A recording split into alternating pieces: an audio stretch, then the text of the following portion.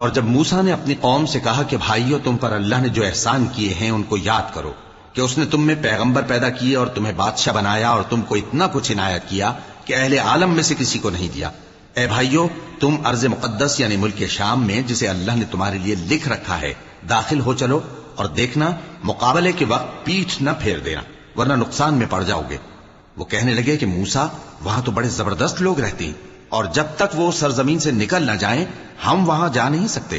ہاں، اگر وہ وہاں سے نکل جائیں تو ہم جا داخل ہوں گے۔ جو لوگ اللہ سے ڈرتے تھے ان میں سے 2 شخص جن پر اللہ کی عنایت تھی کہنے لگے کہ ان لوگوں پر دروازے کے رستے سے حملہ کر دو، پھر جب تم دروازے میں داخل ہو گئے تو فتح تمہاری ہے، اور اللہ ہی پر بھروسہ رکھو اگر تم واقعی ایمان والے ہو۔